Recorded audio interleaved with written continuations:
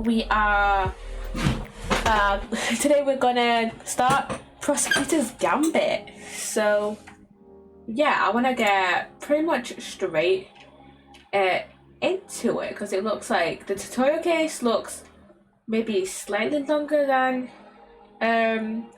the first game, but I don't know. We'll have to see. So we'll have to see how long it is. To be fair, it is only 2 parts, so we could probably get it done today. Hello, Sage. Hello. How you doing? But yeah, I'm in work tomorrow.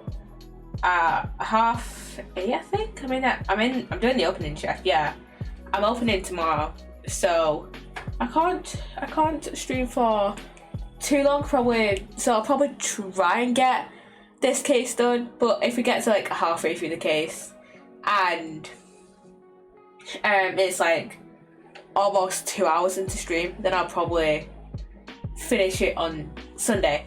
Oof, yeah. To be fair though, I do prefer the opening shifts compared to closing or like the awkward middle of the day shifts, because like I think it was like 2 weeks ago, I think I worked 11 a.m. till 3 a.m. Not 3 a.m. 11 a.m. till 3 p.m. and I hated it because it's that awkward time for me. Like when you would have your lunch, it would be like between 11 and like 1:30, right? And so that's like a very awkward shift. So I was just fucking starving for my whole shift, and then I got food after my shift. Because who the fuck has lunch at 10:30? But yeah, I just had food after my shift. And yeah, I do prefer opening to closing, because closing shifts I have to clean, and I have to like go around and mop like the whole shop floor by myself, pretty much. Usually it's by myself. To be fair, we have like my manager has hired like a few new people, so it's usually either by myself or with another person. But like I still hate like mopping and sweeping the shop floor. So yeah. How early is opening? So we open at 9, and I start at 8:30. So I start half an hour before we open. So it's not too bad, actually. It's not too bad. It's not too bad. It's not like overly early. But then again, I go into uni at like 9:30, like an hour later after I usually start work. I don't have uni on the same day as I work, but like, you know, what point am I trying to make again? I don't know. But basically on Sunday I'll be able to stream later because I'm in uni later on Monday. I'm in at 9:30 on Monday, but I will have to go to bed earlier today because I'm in work at 8:30 tomorrow. So yeah, that's kind of the point I was trying to make. Also, video essay of the week. TikTok by Mums Scare Me by Shanspay. I've been watching quite a few Shanspay video essays lately. Well, not quite a few. I've watched like 2 or 3. So yeah, and those 2 or 3 have been like video essay of the weeks. So yeah. Anyways, let's get into Prosecutor's Gambit. So we have to go to title selection and then go to Prosecutor's Gambit, new game, start from Turnabout Trigger.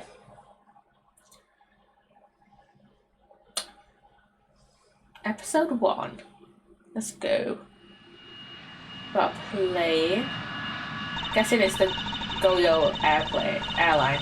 Here comes the presidential plane. I didn't read all that. It's making its final approach on Gold Lake, I'm assuming.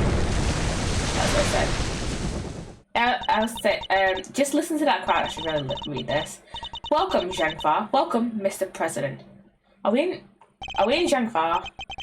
I'm guessing we're in Shankar. And now, sir, your audience awaits. Yeah. And here, I guess that's the president. Honored friends and allies, I am here today to deliver a message. The odious criminals, blah blah blah blah.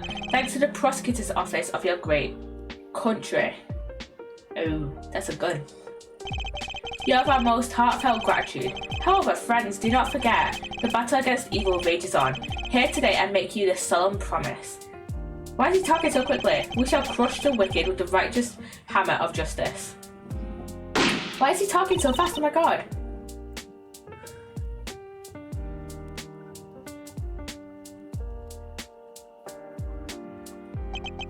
Call the prosecutor's office. Get Miles Edgeworth here right away. If anyone can solve this, he can. Okay. We got Miles again. Obviously it's his game, but yeah. I was just thinking then, we're not in Jaguar, because we're in God Lake, which is in Japanifornia. Yeah, right, God Lake. So I'm guessing this is the president of Jaguar who's come to Japanifornia. The news must be halfway around the world already. And that's Gumshoe! After all, it's not every day an attempt is made on the life of a nation's president. My name is Miles Edgeworth, and I work as a prosecutor. I came as soon as I got the call. The moment the phone rang, I knew it was serious. Mr. Edgeworth. Thank goodness you're here, sir. This is Dick Gumshoe, a detective with the local precinct. He's the one usually assigned to my cases. How is the president, detective? We still don't know, Mr. Edgeworth. The medics just boarded the plane a few minutes ago. I see. I hope he's alright. Then I suppose you'd better show me the scene of the crime instead. Right away, sir. Hey! I said hey! Hey! Yeah, you, Ruffles. Who the fuck is that? Huh? Who's that? You're the prosecutor in charge of this case, ain't ya? Wanna give me your first impressions? Anything strike y'all as odd? No comment. Detective Gumshoe, with me. Come on now, Mr. Prosecutor. Don't be like that. Mr. Edgeworth, wait for me. Now, Detective, I'll need the facts of the case in as much detail as you can give me.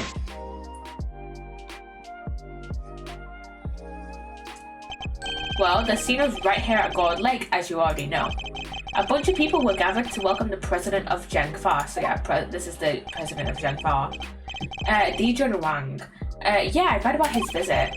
It's been all over the news for days now. Okay, we got a newspaper clipping. It was raining until just before he landed. Luckily it let up and he went on stage as planned. And then smack dab in the middle of his speech. Bang.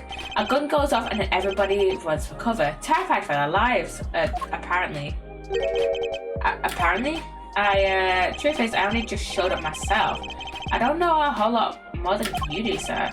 You were summoned on short notice as well? Sure was. Right in the middle of my day off. I was at the office taking advantage of the peace and quiet to prepare for my next case. And then the boss himself calls you to the scene. Never a dull moment, huh, Mr. Edgeworth? The boss? Yeah, Chief Prosecutor was right here in the park. Saw the whole thing. First chance he got, he yelled at the top of his lungs, "Give me Edgeworth right away. He's the only man for the job." Something like that. I see. Oh, they cordoned the perimeter of the park off as soon as it happened. You'll be happy to know. So our would-be assassin is still here somewhere? Good. Now all you gotta do is find them in the middle of the crowd before they strike again. You're right, we don't know what else our culprit might be planning. These people are in danger. We don't have a moment to lose. Let's begin with the basics and search every inch of the crime scene for clues, no matter how insignificant they may seem. Precisely. The president was shot at, which means a gun was involved. That's our first clue. Alright, duly noted. Detective Gumshoe, How exactly was the security detail surrounding the president's speech organized? Well, sir, our officers were mainly focused on securing the perimeter of the park. The president's people took charge of the rest. He has his own team of bodyguards. See those guys over there? Maybe we should ask them a few questions? Yeah. If I want to talk to them, I'll need to walk over and press space. Can I help you? You're one of the president's bodyguards, correct? Could you tell me how his security detail was arranged during the speech? 2 of our senior operatives were attached to the president. The rest secured the stage. This isn't our first rodeo. Anything suspicious in that crowd, when we would have spotted it right away. I see. So the president's security was tightly orchestrated for the duration of his speech. Let's investigate further. We should speak with the other witnesses and continue to look over the crime scene. We can't afford to leave any stone unturned. So that's how y'all got about it, huh? Show us something seeing the pros at work. Care to share a little about what happens to that information once you've got a hold of it? Bystanders. This one seems persistent, but I can't afford to get distracted. Hey, Ruffles! I asked you a question, dang it! What happens next? Well, we put all the information together and try to find connections. Right, sir? Detective! Ah, don't be so hard on the poor guy. So, connections, you say? And, what next? Well, I guess you'd say we connect the dots. Connect one piece of information to another. It's Mr. Edgar Sorte. He's a logic master. I can view what information I have with Q and then connect them with T. This is Edgar's superpower. Fucking logic. To be fair though, at least one character in Ace Attorney needs to have some fucking logic. I should try it now, just to press a Q and we'll be up and down the path of logic. Okay, personal shot and event security. Those are the only 2 pieces we have. So those are the only ones we can connect. Despite the president's tight security, the perpetrators still managed to carry out their attack. Completely undetected by a contingent of highly trained bodyguards no less.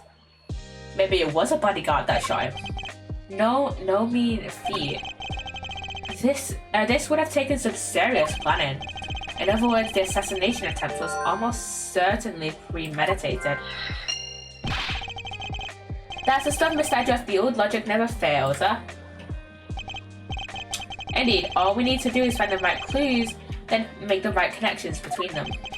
Make the wrong connections, however, and will only wind up further from the truth, which means I must make well-reasoned connections if I intend to draw logical conclusions.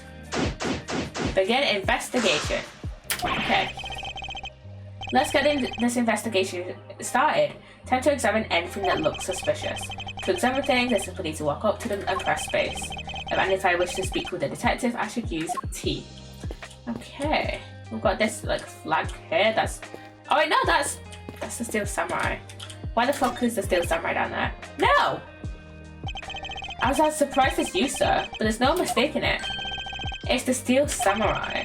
The Steel Samurai, warrior of Neo Tokyo. It's a popular TV show. Old, young, it doesn't matter. It truly has something for everyone. Beats me out why they had a Steel Samurai balloon at a welcome party for a foreign president. It is a little odd. Although now that I think about it, what better hero to represent our nation? I must scour the scene and inspect anything that catches my attention. It breaks your heart, don't it? It does. What villainy could have befallen him? Witnesses said he popped right about when the gun went off, which would strongly suggest that a bullet struck the balloon. Okay. Looks like we've got a case of cold-blooded samurai murder on our hands. Hello, Bella. Hello. How you doing? This is sacrilege. I won't rest until the culprit has been apprehended. Detective, we cannot let this vile assassin escape. We won't, sir. You can count on it. Okay. Oh shit, I didn't even realize there's like a bullet hole in the fucking flag. I'm guessing that's the Zhangfa flag. It's the flag of Zhangfa, yeah. The key motif is a blazing red phoenix. Wait, what's this? Something the matter, sir? You don't see it, detective? There's something unusual about this flag.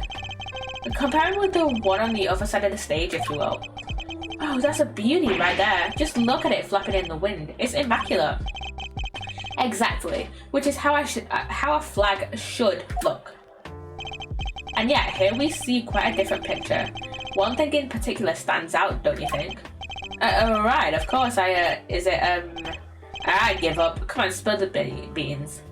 You're a detective and you can't see a massive fucking bullet hole in a flag. No wonder Edgeworth keeps docking your wages. You can lead a horse to water. I just had to move the cursor to the problematic spot and highlight the difference of two. How is this man a detective? I don't know. Look closely. Do you see the hole? Well, look at that. You're right, sir. I know the burn marks are on the edges. That's a bullet hole. There's no mistaking it. Wait, was that... There's burn marks around the edges. Was that pointed at point blank range or no? No, it would have been. Never mind. A bullet hole, so you're saying a bullet went through this flag? We've got that in our logic as well. I think I've gathered enough information for the moment. Time to put the pieces together and see what I can figure out. Okay, logic mode then. So we've got...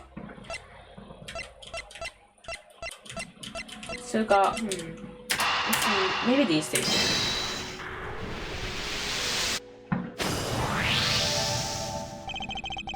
There's a bullet hole in the flag, and it seems highly likely the balloon was popped by a bullet too. Which means 2 shots were fired, right sir? Possibly even 3. The president was shot as well, you remember? Equally, the hole in the flag and the hole in the balloon could have been made by the same bullet. What we need to know is how many gunshots there were. Is there any burn marks on the balloon? Because that would probably indicate that there were 3 bullets shot, not 2. Alright, on with the investigate, huh? Ruffles! You're figured something out, huh? Care to share? Who exactly is she? And why does she keep shouting at us? Rubbernecker, I guess. Seems pretty interested in the case. Come on, give me some in there. We do need to speak with some witnesses to find out how many gunshots there were. Fine, let's see if she can tell us anything. There you are. Tammy Lloyd, at your service.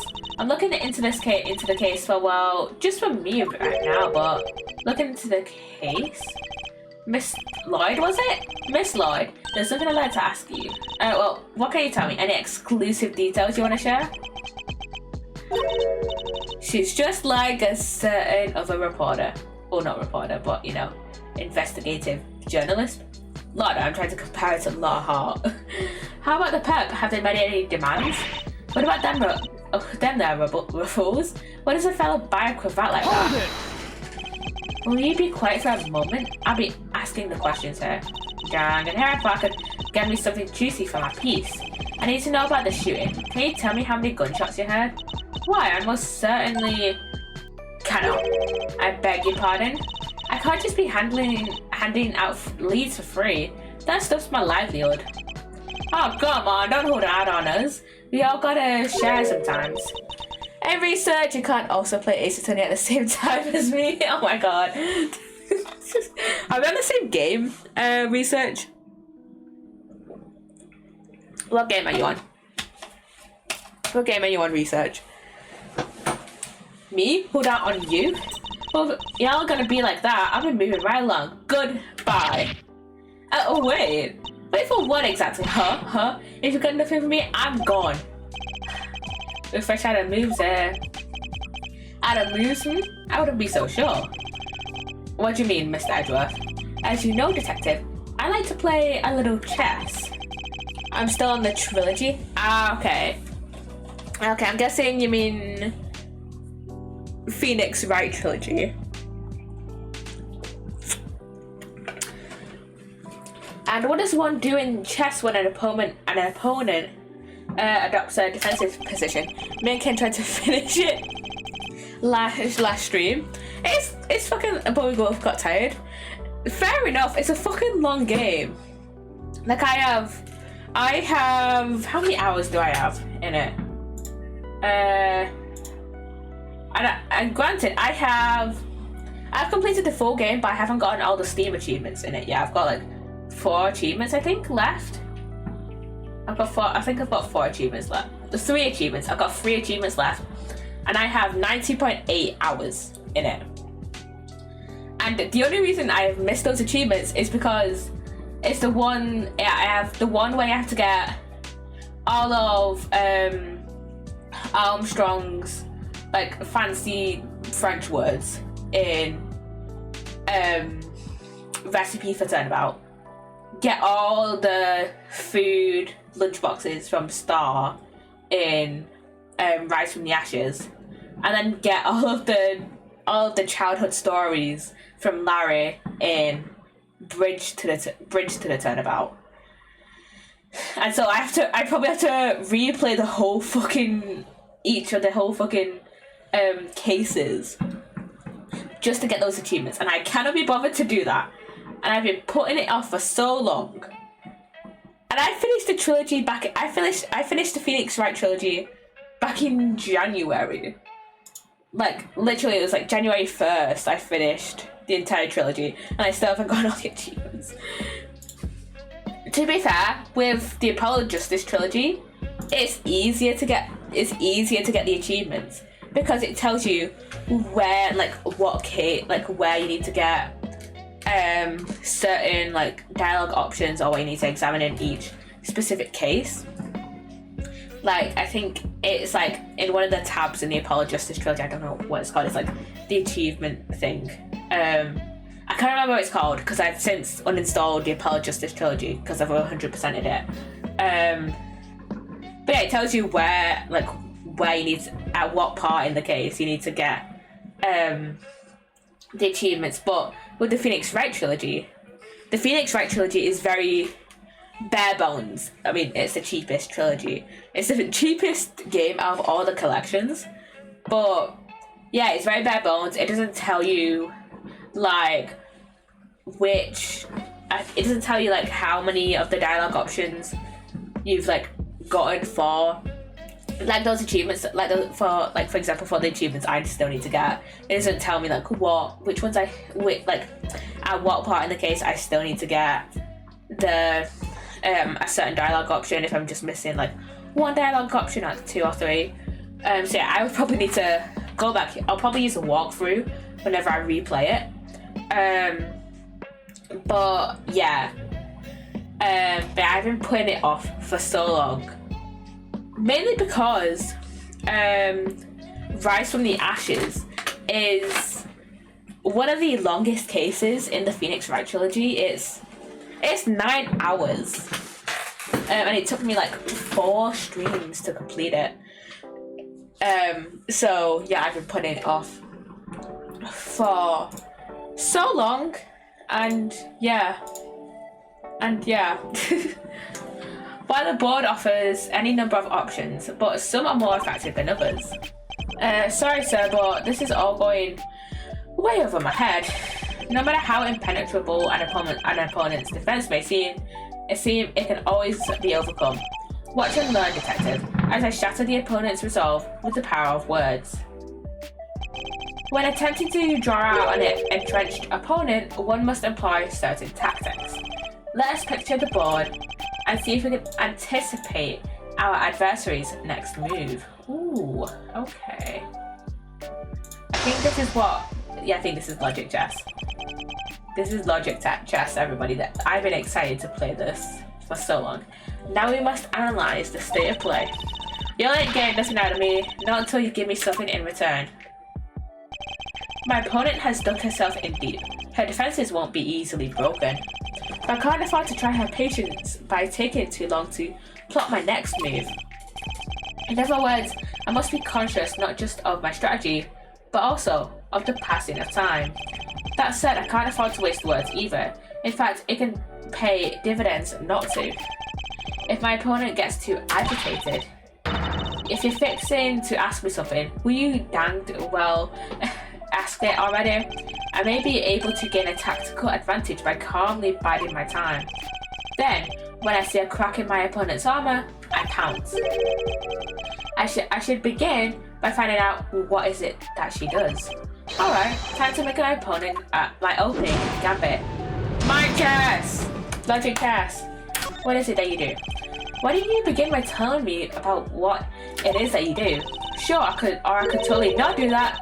Think I don't know when to keep my mouth shut? That's my job. Is it now? So, you do something you won't or can't tell anybody about. I know, shut up. I ain't no lawbreaker if that's what you're insinuating. Biding my time.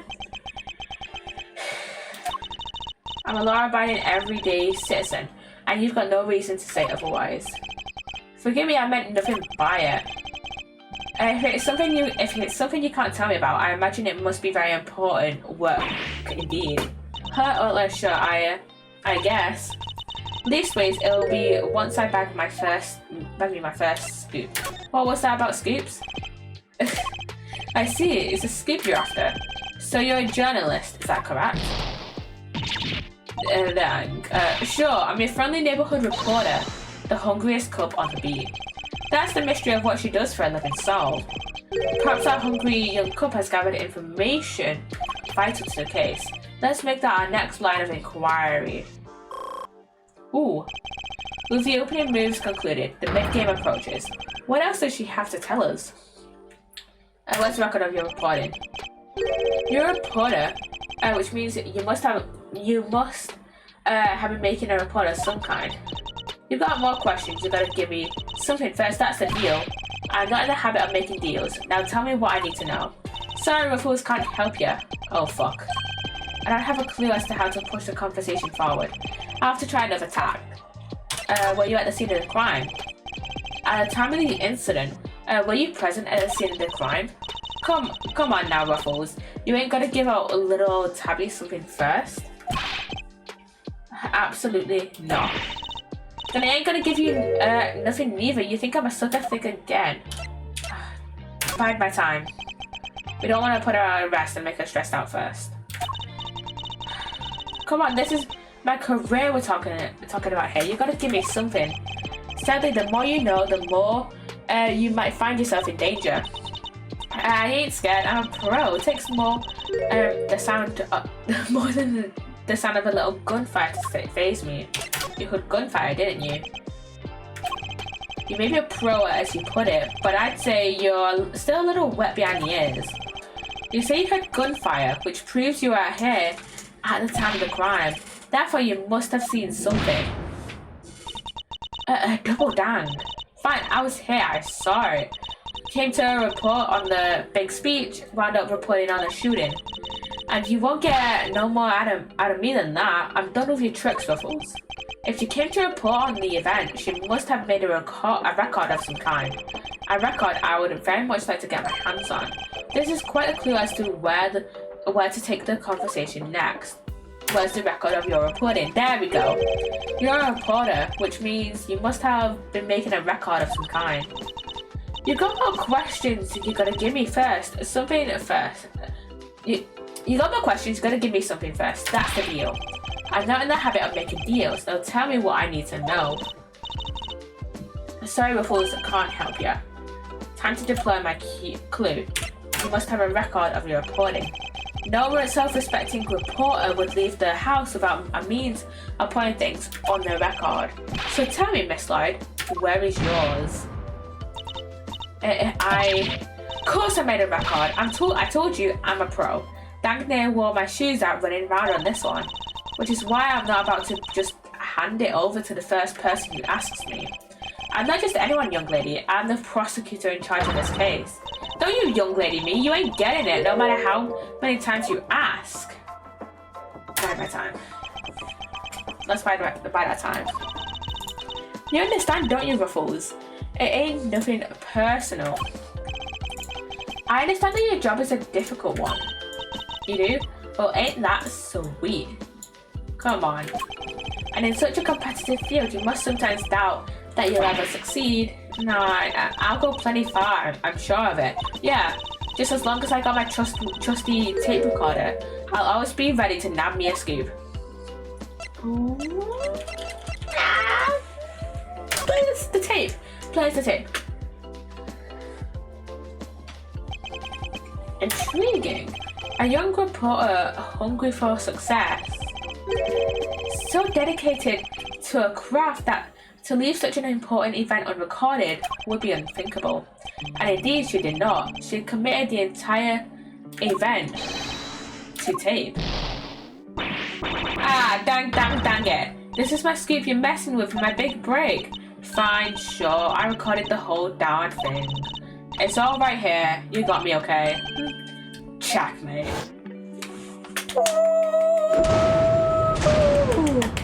Our first logic chess. You're something else, Ruffles. I was trying to be all strong and silent, but you had me singing like a canary.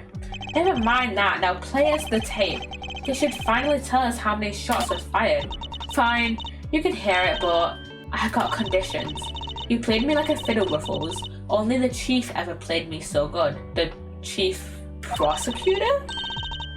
So you gotta agree to be chief number 2 and be mentor to a rising star, aka me. Chief number 2, huh? Kinda like a second parent? That's a big responsibility, sir. And one more thing. I want exclusive reporting rights for the first 24 hours. Come on, you gotta say yes. What kind of mentor wouldn't give his star pupil the exclusive, huh? She's a difficult woman to refuse, and I need to hear that recording. 24 hours is more than I can promise, but the story is yours until the case is solved. And the job of chief number 2? I think not. Ugh. They're no fun. I guess a girl can't have everything. All for the sake of the scoop, huh? I just realized something. She has, I just realized, her jacket is like, the jackets that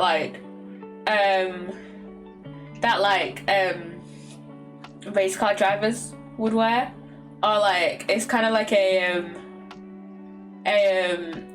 race car with all the ads on it, because we got Go You here. That's the first one I noticed, because that was the airline that we investigated in Turnabout Airlines, obviously.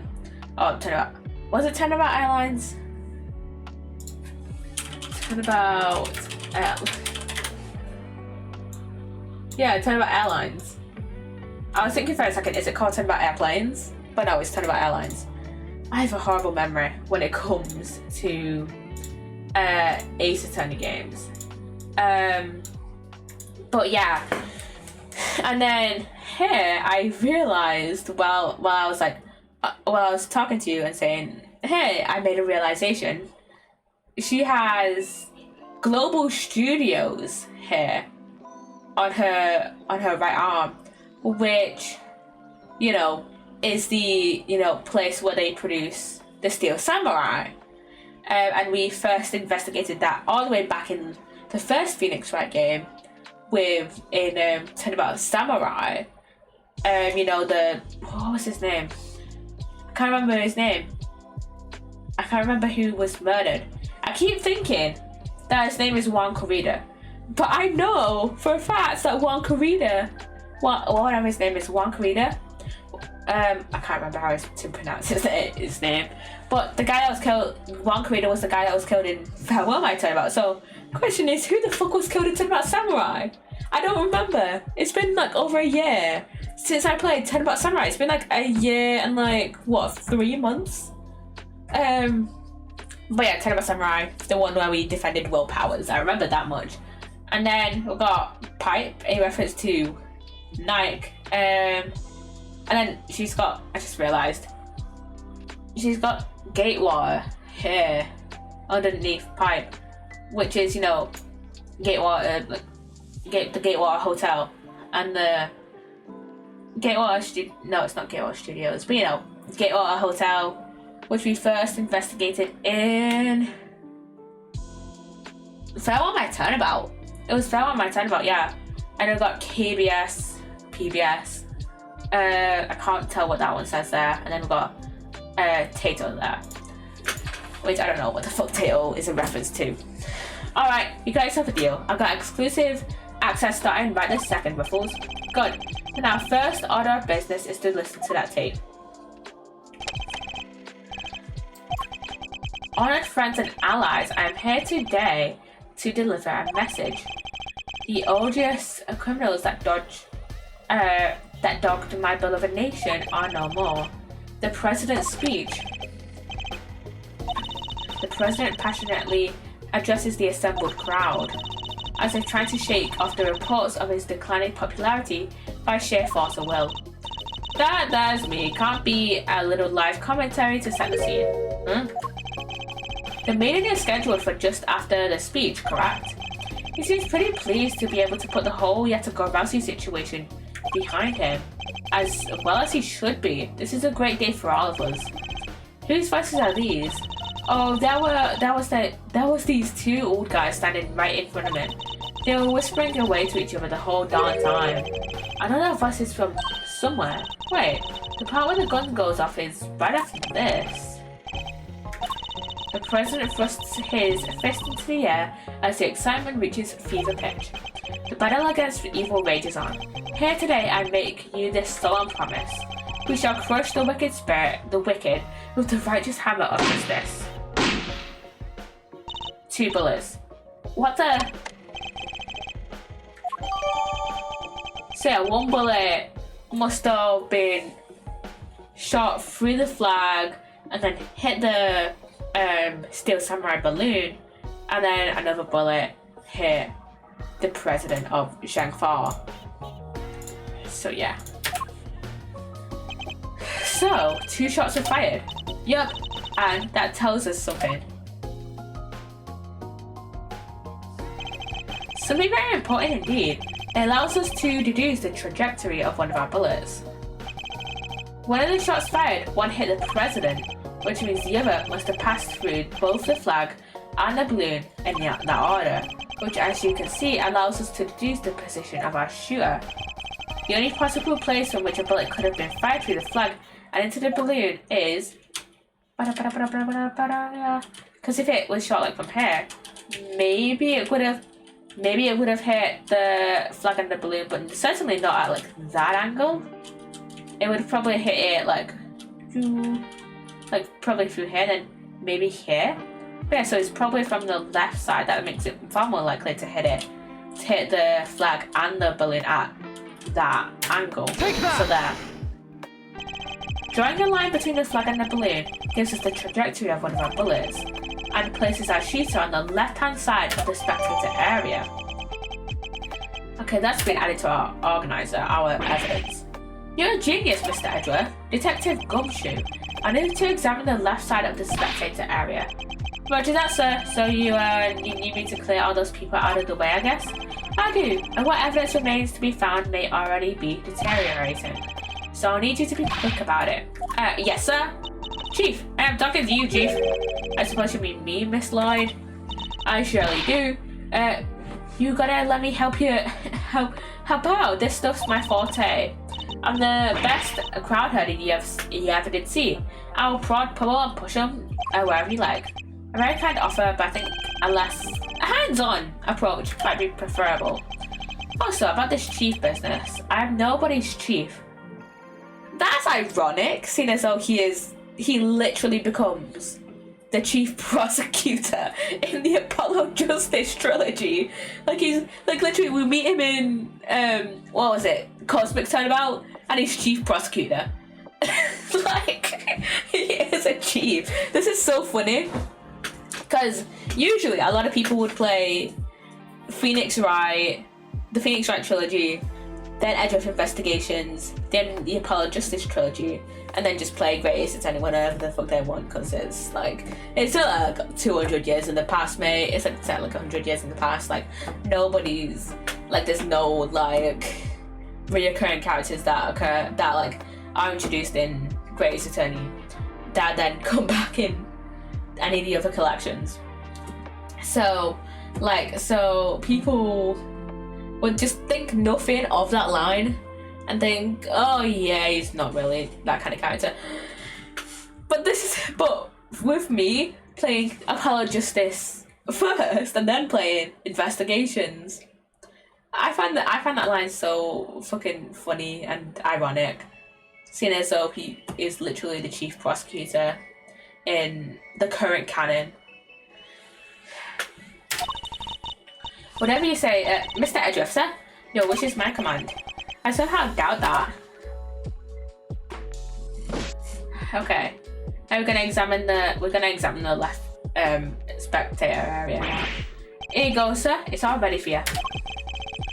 Miss Lloyd here cleared everybody out. Just like that, you should have seen it. Oh, you ain't seen nothing? The chief, my other chief that is, she sends some money twice a week. She sounds like quite a formidable character. Perhaps I should go easier on the poor girl. Thank you, but you really shouldn't have. All that laying around. Your clothes are covered in mud. Allow me to pay for the cleaning. It's the least I can do. Huh? You mean my jacket? I know you would be worrying your pretty little head about that. It's reversible. All you gotta do is switch it around and Alakazam no more dirt. On the outside perhaps, but you'd still have something of a problem with the inside. We're ready to get back to the investigation whenever you are, sir.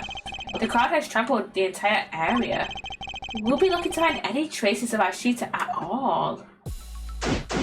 And then there's just Winston Payne, right fucking here. Well, this is quite the situation, wouldn't you say, Mr. Edgeworth? Who is he again? It's Payne, Mr. Edgeworth. Winston Payne. We work together at the prosecutor's office. He's a prosecutor? And what brings you here today, Mr. Payne? What indeed? Why, only the invitation of the chief prosecutor himself. His voice, I recognize it from the tape recording. Was he one of the men who were standing in front of Miss Lloyd? And why is the chief prosecutor? He had to leave, I'm afraid. He's a busy man. They let him, and only him, out through the cordon. So he had me summoned on short notice and then he left before I even showed up? Rude. What the fuck? What the fuck? This wooden sign looks almost brand new. I imagine it was placed here quite recently. What's it say? 50 yards to the Guardian Museum and 70 yards to the... never mind. What's the matter, detective? Just read it, will you? 70 yards to the boathouse. It feels like a million years since that whole sorry affair unfolded. Oh shit, yeah. That was where Yana Yogi lived. Fond memories, detective. Yeah, fond memories, sir. And that gave me a Steam achievement. Yippee! Yippee! Even gonna pick through the trash yourself? Our prosecutor's life ain't easier. Detective Gumshoe. Right away, sir. The faithful detective scrambles through the garbage as the prosecutor looks on, his hands unblemished. Let's see now, come to Papa, little treasures. Is he enjoying himself? It wouldn't be surprising if Detective Gumshoe does this on a very regular basis. Bingo! A popsicle stick. Gotta love the jokes they put on these. Detective. Sorry, sir. Relevant evidence. Huh? I think we got something. Good work, detective. Let's take a closer look, shall we? By examining a piece of evidence from all angles, we can uncover hidden details. We sure can. Just tell me which way you want it, sir. We can rotate the item with the arrow keys. If you want, I can move it closer or further away too. I can use Q to examine an object up close and E to move it out for the bigger picture. And when you spot something, just say the word. I can point out suspicious areas with the cursor and press space to inspect them more closely. Alright, let's see what we can discover. Okay, we have this little thing on here. This little, what's it called? The logo? The emblem? Of pipe. Oh, we can open it up. Okay. Ew. This is a document of some kind. So let's see. There's some chess imagery on here. Less cover for lakeside now. Eyes on this area. Rock repositioned in light of Knight's injury. Knight to immediately escort President to plane in case of emergency. Stay frosty. We know who might be in the audience. Chief Prosecutor? We know who the Chief Prosecutor. I wonder who the Chief Prosecutor is, actually. That's a lie. I know who the Chief Prosecutor is. He's, what's his face? The best's dad, what's his name? Is his name Sebastian the Best? No. Eustace the Best. The chief prosecutor is his dad. I think his name is Blaze the Best, I think. But I don't really know that much about him. So we're just gonna keep referring to him as the chief prosecutor. So yeah, I wonder, like, at what time did he become the chief prosecutor? Did he immediately fill in after Lana? I assume he did, because we don't know of any other chief prosecutors that were like in between Lana and Blaze. We only know of 3 chief prosecutors so far, I think. That being Lana, Blaze, and Edgeworth. Also, I find it funny that Edgeworth is the only chief prosecutor that I call by their last name. Because I don't call Lana, I don't call her Sky, I don't call Blaze the Best. I call Miles Edgeworth.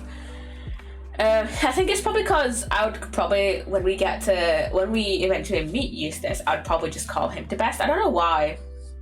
Because I think it's that, like, I think I only call, like, a lot of, like, the male characters by their last name. Like, I have never, like, I don't think I have ever called a female character by their last name, and I don't know why. I mean, I might have done, like, a couple of times, but I can't think. Oh no, I call Oldbag, but that's the only female character I can think of that I call by their last name. Like, I don't call her Wendy, I call her Oldbag because she's a fucking Oldbag. But I don't know. Like, and the only like male characters that I would call by their first name would be, like, probably Manfred von Karma, Gregory Edgeworth, Phoenix, Apollo, Dirk, what's his face? Inga, and I don't know who the fuck else. But yeah, and then I call the Payne brothers by their full names. I call them Winston Payne and Caspian Payne. So yeah, what are we looking at here? Presidential security plan. It's a diagram of the president's security arrangements. It shows how the president's bodyguards were positioned. It even has his people's names on it. Rook and Knight. So his bodyguards are natives of Zhenfar. I heard he uses some private security firm. But why not employ people from his own country? I know, why not? You want to hear a little tabloid exclusive? You really know something?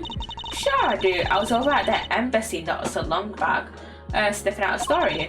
Well, one of my sources tells me that the president's got more enemies, enemies who got hairs on your head, including a bunch of bigwigs in this national police force even. Interesting, so he's unable to trust his own domestic law enforcement. I wonder if one of these enemies could have been behind the attempts on his life. I'm gonna check these Discord pings really quickly. There we go. But what was it doing dumped there in that bag? You made an interesting point. It's a document relating to a matter of national security. It would surely be highly classified. Huh? Hey, there's something else in there. A gun. My. What's a gun doing in there? So this bag, it's gotta belong to the... Yeah. It could well have been disposed of by our would-be assassin. A revolver, it would have taken a lot of nerve to dump it here amid the chaos. Could this be the work of a professional? That would explain the security plan too. I think we need to take a close look at our latest find. Ooh. How many guns? Okay, this has like 1 bullet. How many bullets does it have? Does it have 1 or 2? I can't tell what if that chamber there has a bullet in or not. This part is called the grip. I've had a few guns in my life, though they've never felt quite right in my hand. This one is no exception. Probably because he, you know, thought he shot his dad for like 15 years of his life. Almost 15 years. And I was actually trying to examine the barrel. Oh, 2 spent bullets in this. 2 spent bullets in the cylinder, matching the 2 gunshots heard on the recording. That proves it. That this must be the weapon that was used. Yeah, must be. And then we've got like a thing. This is a laser sight. It can be lined up with a target to make aiming a bit easier. If I press this here. Yup, definitely a laser. Could the assassin have used a laser sight to target the president? Yeah, definitely. Okay, that's been added to our organizer. That bag was a real find, huh? Just goes to show a bag in the hand is worth 2 in the trash. I'll be a minute. Nice work, detective. Now there's something else I'd like to ask of you, if you don't mind. I need you to take the bag and look on to forensics and see if they can find any prints. On it, sir. A good set of fingerprints could really help this investigation along. Got the results for you, sir. That was quick. You bet it was. Told the taxi was ultra super high priority. But they came up empty. And they checked everywhere. Inside and outside, top to bottom, sir. They even took the bullets out of the gun and dusted them. Huh. I should have known it wouldn't be that easy. Yeah, the perpetrator was probably wearing gloves. Okay.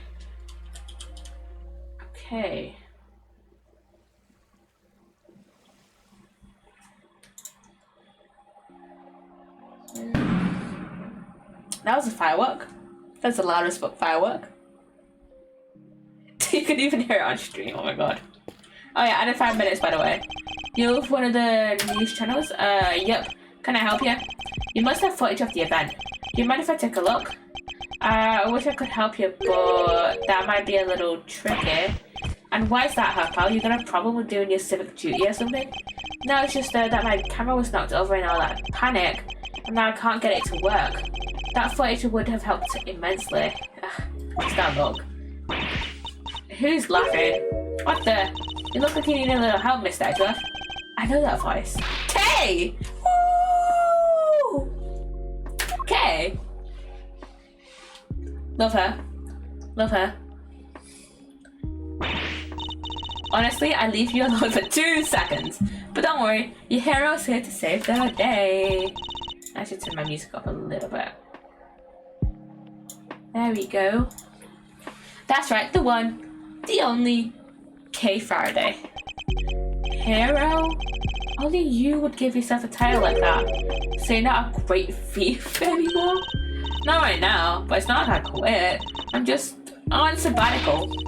I'm taking time out for some intensive training. Being the second Yakuza doesn't come easy. Kay helped me out on a few occasions about 2 weeks ago when I was working a case. The case of the Yakuza, a mysterious thief who seemed to appear and disappear at will, and who claimed only to steal the truth. She calls herself the second Yakuza, the successor to the so-called Brave Thief.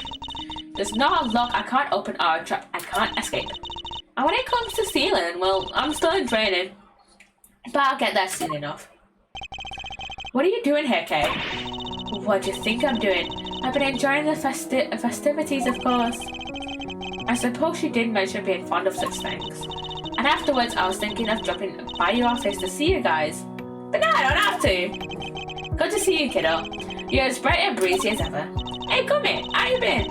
You're looking pretty full of bees yourself. So, Kay, are you really here to stay today? Yeah, but prepare for your jaw to hit the floor. Your best pal in the world only went and took pictures of the whole shebang. Did you now? Then you'd better show them to me. Well, you didn't even drop an inch. What's a girl gotta do to impress you, huh? I know that, right? Mr. Prosecutor is about as much fun as a damn toothache. Won't even let me call him chief. Oh, but I'm forgetting my manners. Tammy Lloyd, ace reporter at his service. Reference? Nice to meet you, Tammy. You're right, he's no fun at all. This one time you two can chat later. Okay, can I see those pictures even? Oh, boo, boo, boo. Chief Prosecutor. Oh, he's not Chief Prosecutor. Yeah, Prosecutor Edgeworth is no fun. Boo. Fine, here. I took this one right when the gun went off. It was total chaos. People running everywhere. One of those guys was the murderer. Definitely. One of his bodyguards. Oh wait, no. Couldn't have been, but definitely one of their lackeys, maybe. I'm guessing this one is. I know that one is Knight, and then that one is Rogue. The president and his two bodyguards, Rook and Knight. The names on the security plan were Knight and Rook, I think? Yeah. What's that? Thank you, indeed, Kay. I think you've provided us with a vital clue. Ahoo! Your eyes just lit up like a pair of damn Christmas trees. Well, Mr. I just can't tell the readers what you've spotted. A contradiction. Huh? What now? You don't see nothing strange. Allow me to show you. This picture shows the moment of the incident. Another piece of evidence shows something different. I need to highlight the point of contradiction and then apply my powers of deduction. First, to find the contradiction in the photograph. Right. Yes, sir. I didn't even click it. Yes, this is it. I'll simply press T to make my deduction. Okay, yeah. Deduce. I didn't even click it. It's like the tiniest bit of the laser point is in the box. Now to present the evidence that proves my contradiction. That's here, this picture, because it shows a picture of the Jankfar president, but he has no red dot on his face. Look closely at the picture of the president in this newspaper clipping if you want mislied. Now look at Kay's photograph. Okay, the ad is in progress. I need to put moisturizer on my hands. Okay. I get my hands. I have such dry hands and they get so dry really quickly. So yeah, I need moisturizer on my hands. Do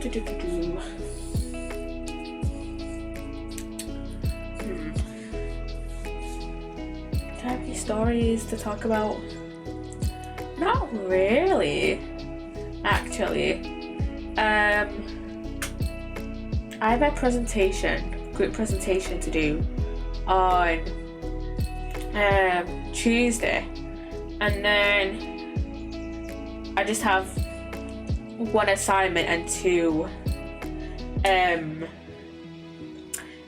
exams to revise for, and that's like it.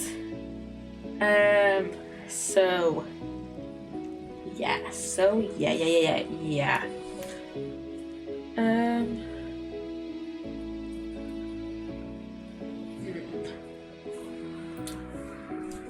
need to fucking open this. I hate having moisturizer on my hands now because I can't fucking open my bottle with moisturizer on my hands.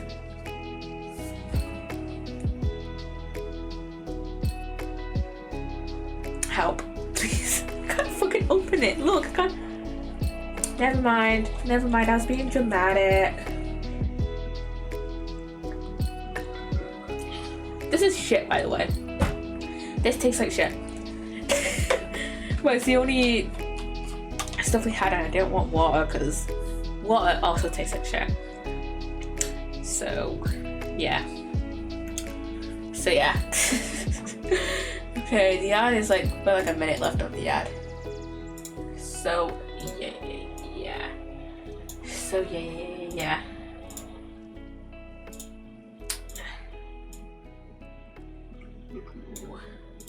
Who should we raid later? I mean, I won't be around for long, but yeah.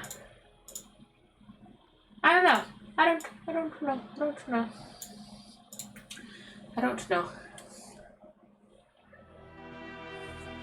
Okay, there's 20 seconds left of the ad. Yeah, I don't know if we'll be able. I don't know if we'll finish this all today. We'll have to see. We'll have to see. We just have to see how long it takes us to finish this. And welcome back from the ad, everyone. Now look at Kay's photograph. Compare the two carefully. Huh? What am I looking for here? For there. Well, I'll be. Indeed. There's something on the president's forehead. Something that wasn't there in the other picture. What is that? Some kind of birthmark? Yeah, guy's got a big red birthmark right there in the middle of his forehead.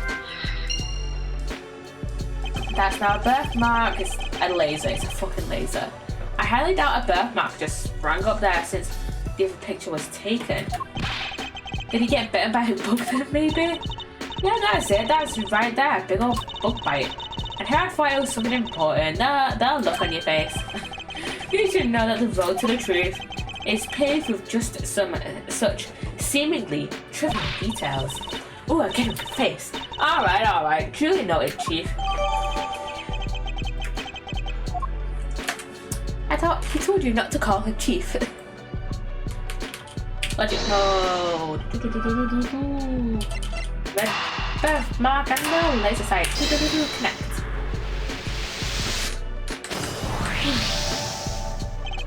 I have solved the mystery of the red birthmark. I don't know why I didn't immediately put me into logic mode. But whatever.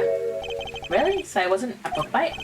No, what we're dealing with isn't something that would itch for a day and then disappear.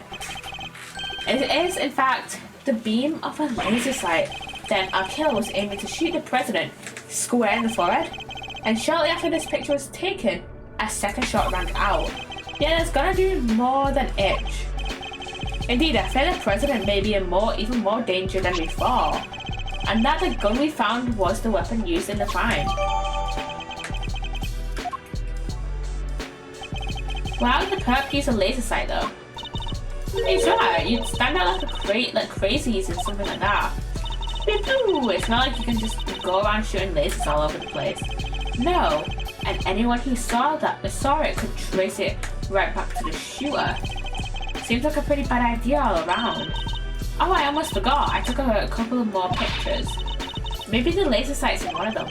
It's a long shot, but it's worth a look at least. Alright, okay, let's see these other pictures. Yes, sir. Right away, sir. Let's see. First off, here's one I took just before everything started going south. Okay. Might be more useful to us if half the frame wasn't taken up with your face. Hey, can you blame me for wanting to get a selfie with the president? Lucky for you, this was right before the gun went off. And this one I showed you before is from just after the first shot was fired. The second shot came just seconds after this. Then there's I just hit my fucking elbow on my table, on my desk even. Fuck, that fucking hurt. What's this? I can hardly see anything. I got knocked over when everyone started running after that last picture. Guess I must have pressed the shutter by accident.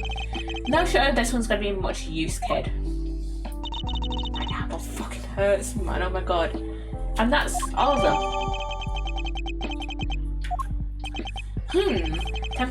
Time to take a closer look. Let's examine the picture from before the shooting first. Is there any kind of hint of the laser sight here in this picture? Yes, it's literally on Winston Payne's back. There, I see it. What is it, sir? Look closely at the person with the red hood. Wow, there it is.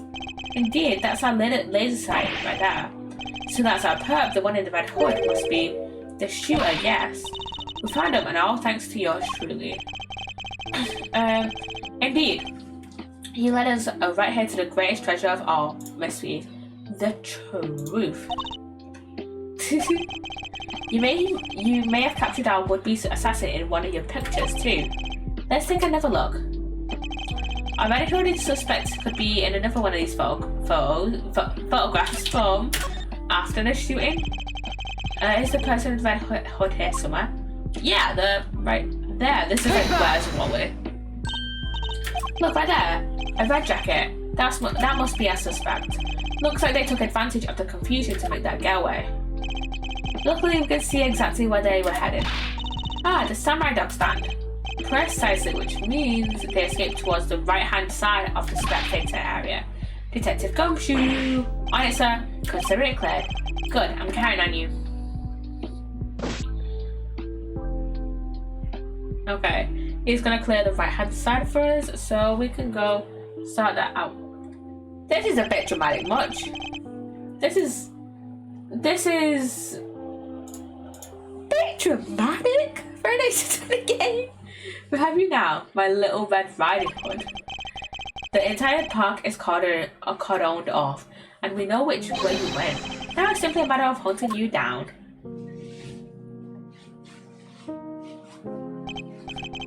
Now, let us continue our investigation. There's evidence here somewhere. All we have to do is find it. Let's just go. Also, I love when the Ace Attorney characters are just like, I'll just follow you around. I love how silly this is. Look at him. Look how silly he is. He's doing a little jig.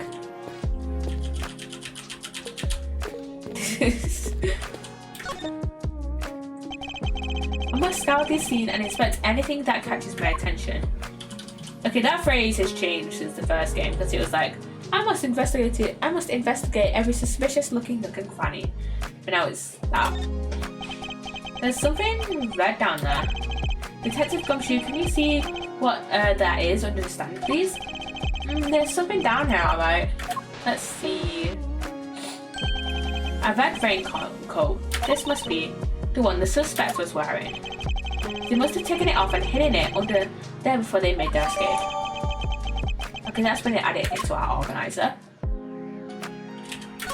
Can we not examine it? He said, "No, fuck do you mean? That is a prime piece of evidence. The sleeve is inside out. The button is missing too." Okay. Okay. There's nothing unusual about the left sleeve. Nope, it's not inside out, and the button's still attached. It seems entirely too neat to have been removed in a hurry and thrown to the ground. Yeah. We've got a button here as well that must have come off the sleeve. What's this? A red button. Hey, do you think... Yes. Could it have been dropped by a red hooded suspect? Yeah, it certainly seems likely. Let's see.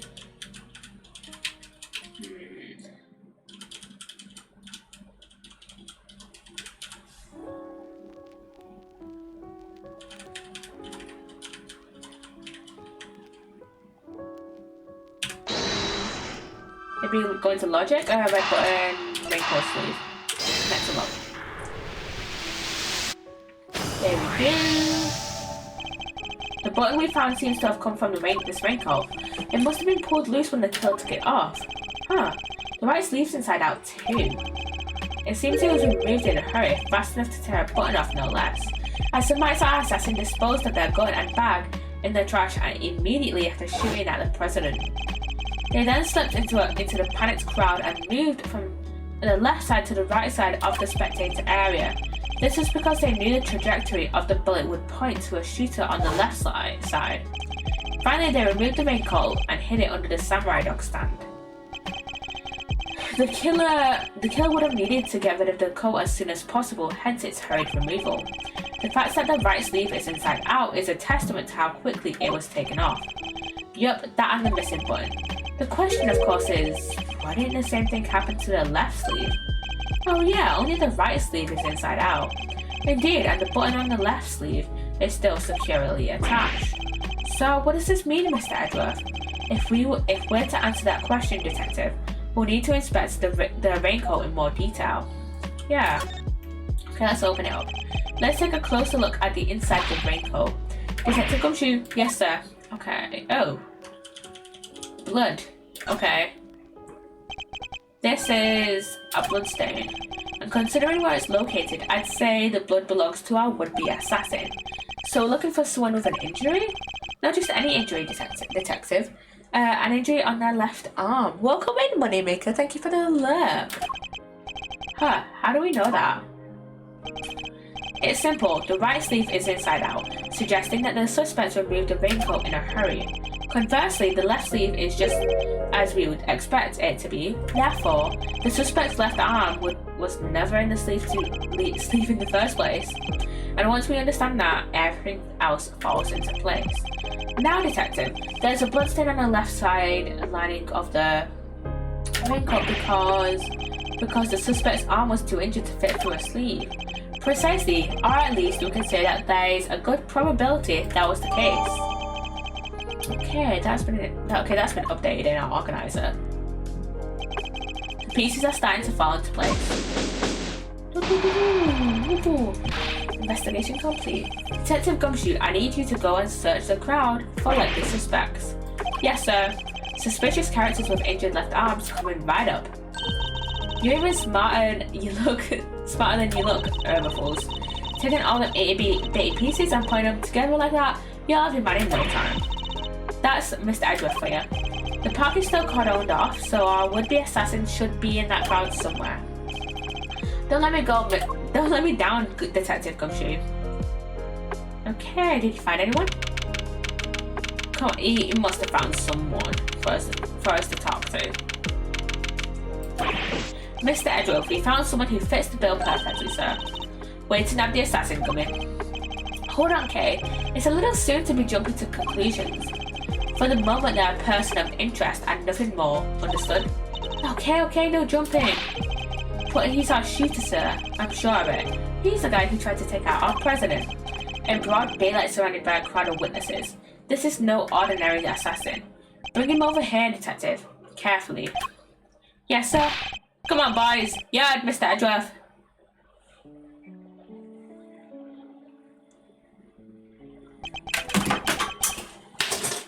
I dropped my glasses. Where the fuck are my glasses? Where the fuck have they gone?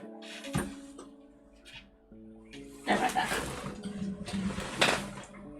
And then I probably need to clean them because of how dusty it is under my fucking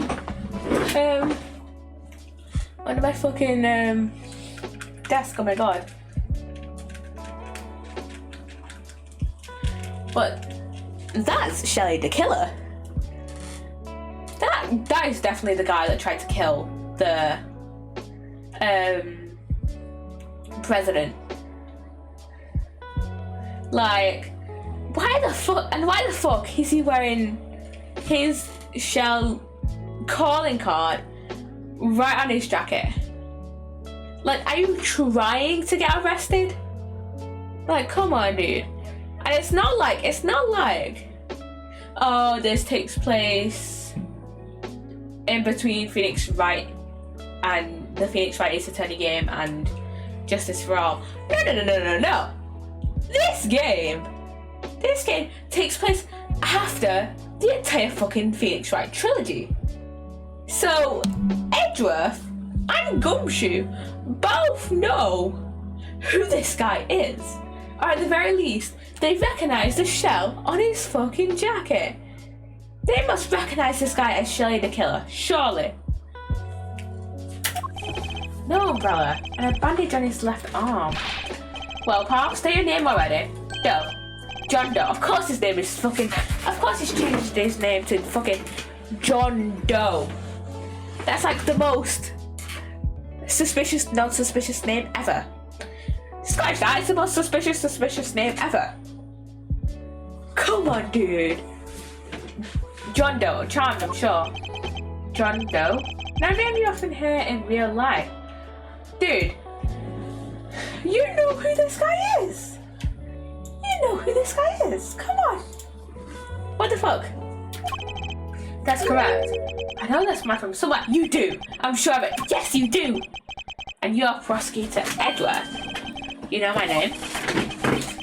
Of course, I've been following the day's developments with some interest. Now, perhaps you'd care to explain why you've asked to speak with me?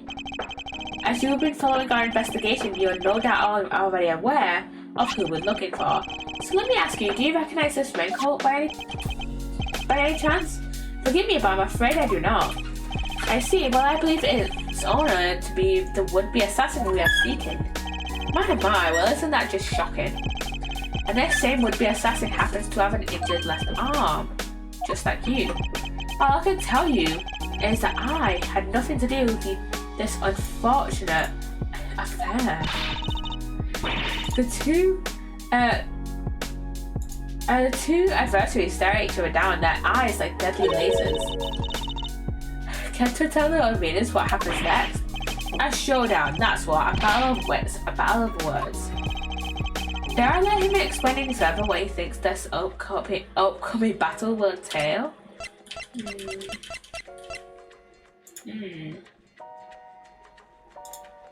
No. Detective Gumshoe, if you've quite finished leaking my professional strategies to the press? Yes, sir. Sorry, sir. Thanks a bunch, your big old grouch, as if it would have done any harm. Okay, we've got a testimony. I can understand why whoever wore the raincoat would be of interest to you, but you have no proof that this person is injured as you claim. My left arm may be injured, but I can still use my right. When it started raining, I simply opened my umbrella. No raincoat required. Well, let's look into your umbrella then. So you contend that you are not wearing an umbrella, is that correct? It is, and is that so strange? Not everyone wears one after all. I happen to prefer an umbrella. Team raincoat over here. They're perfect for when a girl really needs to move. Heck, I don't use neither. Come rain, snow or shine, it's my trusty Parker every time. Not exactly the line of inquiry I was hoping to pursue. Seriously, I am not your would-be killer. Your name is literally Shelly the Killer.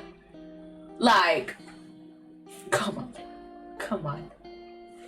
And I am not in the habit of making baseless accusations, Mr. No. Look, Mr. the Killer. Please, I am just a simple ice cream seller. Forgive me, my wound seems to have become bleeding again in all the excitement.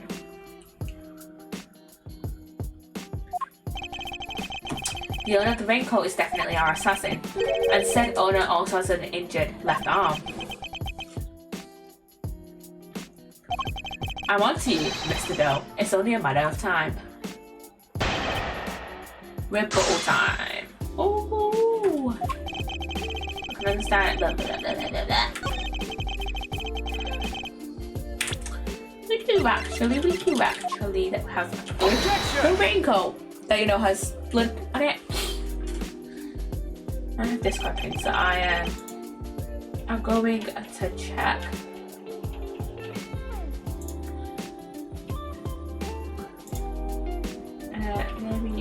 There we go. You seem like a careful man, Mr. Doe. But not quite careful enough. After all, you left something behind, something of vital importance. I'm afraid you must have me confused with somebody else. The coat does not belong to me. Or you claim to have some kind of proof to support your accusation. Yeah, I'm missing troubling you too much, I hope. Your wound seems to be bleeding again. I'll survive, although I can't pretend it's not something of an inconvenience. You have my deepest sympathies. Don't have sympathies for that man. He's an assassin. Probably fucking what's his name? Man, God, probably hired him again. But then again, Shelly the Killer does have some ethics. Some ethics as a killer.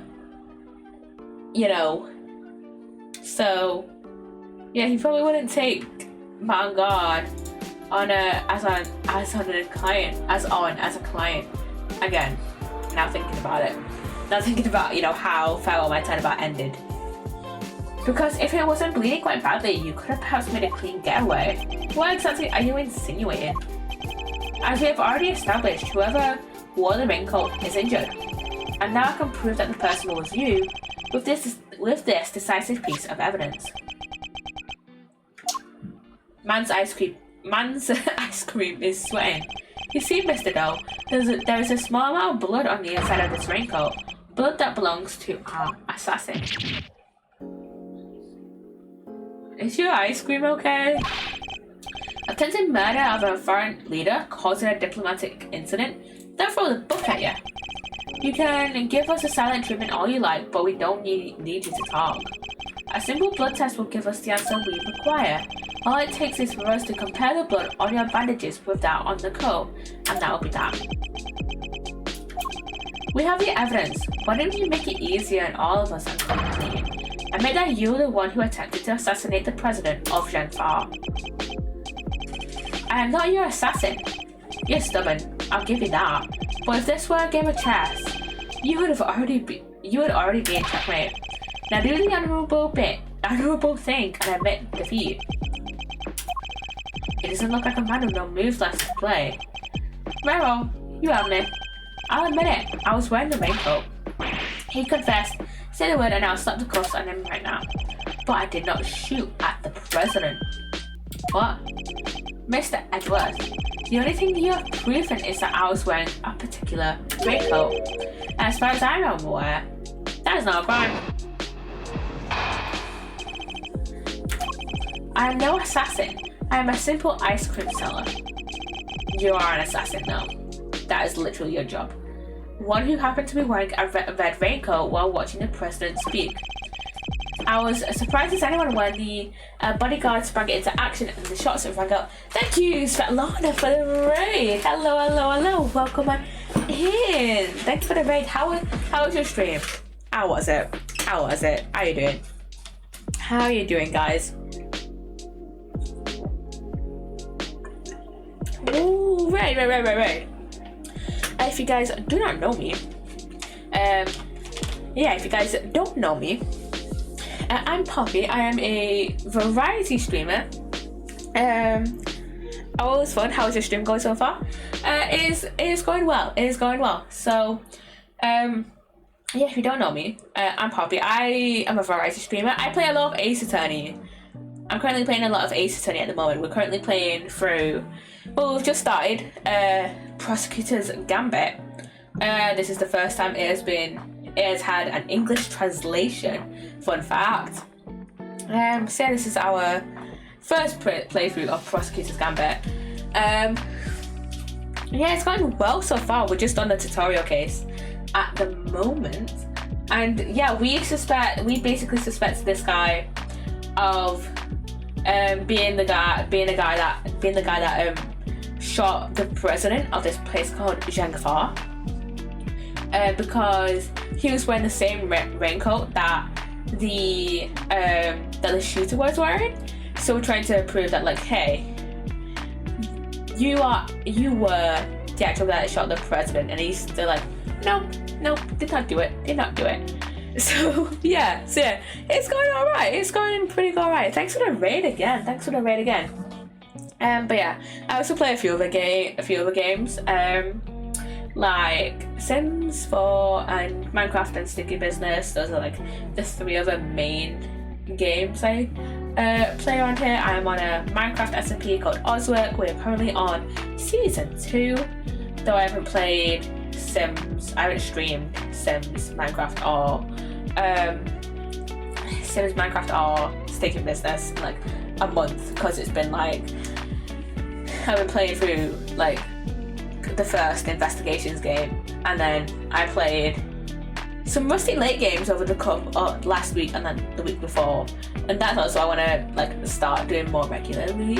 It's like playing more Rusty Lake games, because currently we've played Samsara and we've played chapter 1 and 2 of Cube Escape Paradox, though we do need to get the rest of the achievements for that. So yeah, of course, this looks really interesting, so I thought I wanted to come check it out. Yeah, okay. Ace Attorney is a really cool franchise, and I'm just gonna say right now, if you wanna play one of the games, you have to play all of them.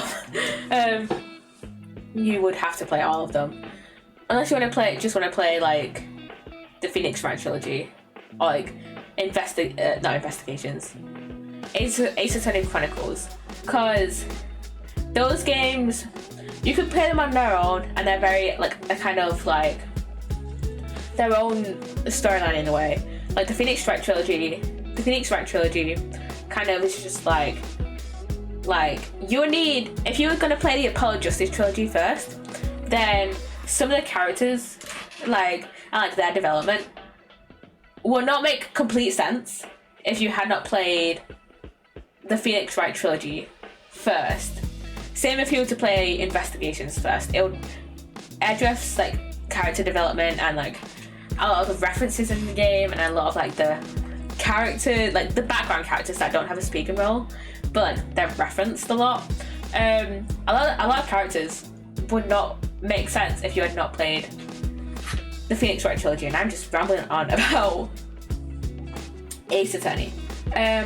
But yeah, I feel like, if you want to play any Ace Attorney game, I would recommend starting with the Phoenix Wright trilogy first, or with Ace Attorney Chronicles, because with Ace Attorney Chronicles, that is set in like the 1890s, like the 1900s ish, and so like all the characters in that game are like how do I explain this? All the characters in that game do not reappear in like any other game. They're only in Ace Attorney Chronicles, because Ace Attorney Chronicles takes place like over 100 years before the Phoenix Wright trilogy. I love how your stickers in the back, so many pretty butterflies. Oh, thank you so much. Thank you. And yeah, I got all these I got all my stickers like a year ago, either at the start of this year. Like that one is probably one of my most recent ones here. This Edgeworth one, you can't really see it. This one is a reference to a meme. It says, "You are not a clown, you are the entire circus." That is a pretty common Ace Attorney meme. He has actually never said that line in the entirety of the Ace Attorney franchise. But yeah, I think that kind of rooted from like, if he had prosecuted, if he was a character, if he had prosecuted in Turnabout, what's the one I'm thinking of? Turnabout Big Top, then he probably would have said that line. But he wasn't in Turnabout Big Top, so he did not say the line. But yeah, so like that one, and like that one are probably my most recent two. And I got all like these butterflies, like this one and like that one, like all these light up ones you can kind of see. I got all those like last week because my dad got them for me. Yeah, he said he'd ordered them like the other week, and then they came last week. But yeah, thank you so much. All right, back into Ace Attorney. I was as surprised as anyone when his bodyguard sprang into action and the shots rang out. And that's when the spectators panicked and started running and screaming for their lives. Okay. Now, are you finally satisfied that I am telling the truth? No, actually. As if your story stinks. And the reason I'm suspicious of this guy is because this guy actually turns up in another case. He is in the Phoenix Wright trilogy. He comes up in Justice for All, in the final case of Justice for All, which is Farewell My Turnabout. He is an assassin, and I can't remember the name of the victim in that case. But basically, this guy kills the victim. He is hired by Matt and God to kill the victim. That's like spoilers for Farewell My Turnabout. But yeah, he is assassin, and the only reason that Edgeworth does not recognize him, because Edgeworth does prosecute in that case, because The main prosecutor for Justice for All is Franziska von Karma, but she gets shot like right at the start of the case. Well, before the trial even really starts. So probably more towards like kind of the middle of the case. Yeah, so she gets shot, so Edgeworth steps in. And the only reason that he does not realise this guy as Shelley the Killer is because when Shelley the Killer is given his like witness testimony, he actually does not show his face in court. He gives his testimony over radio, over walkie-talkie. So Edgeworth and probably Gumshoe as well, because Gumshoe was the detective in Fair One Might About. Gumshoe and Edgeworth probably just recognise his voice, but probably can't easily identify it as Shelley the Killer. So yeah, you don't scare me. The evidence is on our side, you know. Look, it's right there, plain as day. The assassin, and they're wearing a red raincoat. But his face isn't in the picture, Kay. Intriguing, but that is not me. Oh, come on. Tell me, Mr. Edgeworth, do you think I was the only one in the entire park wearing a red raincoat today? I do actually. Because the pictures show that he was the only one wearing one. But then why? Why does he seem so sure of himself? This is what he does. This is what he does. He just lies. Okay. Let's see. Press that. So you saw the bodyguards move before you heard the gunshots? Yeah, if I recall correctly, they moved first. At least the one on the left did. You're rather observant, Mr. Doe. I am blessed with keen eyes. The names of the bodyguards were written in the top left corner of the security plan, and the ones on the left was Rook. That's correct. Bastion Rook, I believe. How does he know who Rook is? I expect he noticed a light from a laser light. The man is no amateur. Mr. Doe knows a little too much about the business of being a bodyguard for my liking. I'd say our friend here is no amateur either. Yeah, he's an assassin. I'd like you to append what you just said to your testimony, if you don't mind. As you wish. Okay, the bodyguard on the left, Bastion Rook, was especially quick to respond. Okay, the security plan, I guess. Objection! As I suspected, you are more than what you claim to be, Mr. Doe. You overestimate me, Mr. Edgeworth. Oh, then tell me how a simple ice cream seller knows one of the presidential bodyguard's names. Yeah, come on, Doe. What? You jest, Shirley. You're the one who spoke their names aloud. But only their last names. Rook and Knight, was it? Objection! Yeah. We only know those names thanks to the security plan. But look closely, only their surnames appear. Yeah, exactly. Yeah, we all clearly heard you say the name Bastion Rook. How did you come to possess such information? Information we ourselves didn't have yet, exactly. Exactly. I'm checking this Discord notification, by the way. Okay, there we go. Seems pretty darn suspicious to me. Well, how did you know? Explain yourself. It was merely a slip of the tongue. Another lie. He is the assassin, just like we said. Come now, miss. It's a little soon to be jumping to such conclusions. I did know their names, yes. And the reason for that is, well, I know Mr. Rook. He and I are acquainted. What? We have something of a connection. And his is a name I could never forget. He's lying out of his fucking ass, I know it.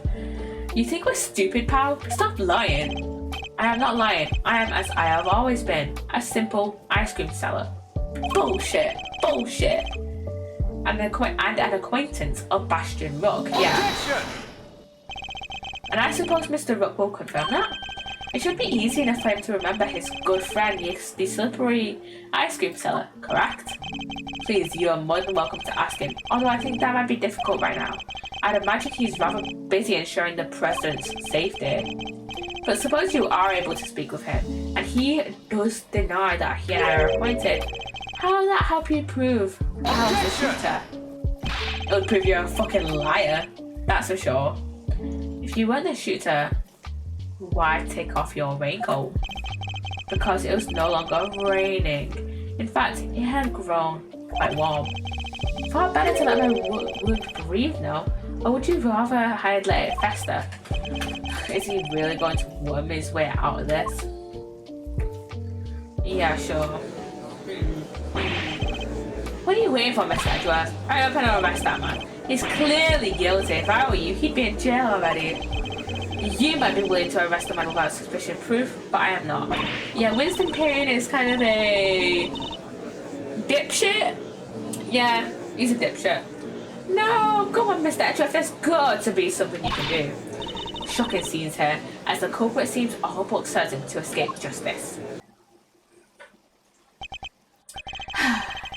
It seems the court of public opinion has spoken. Very well, as I will clearly be viewed with suspicion no matter what I say, I might as well share what I know. What you know? What's this angle here? I saw another person with a red hood.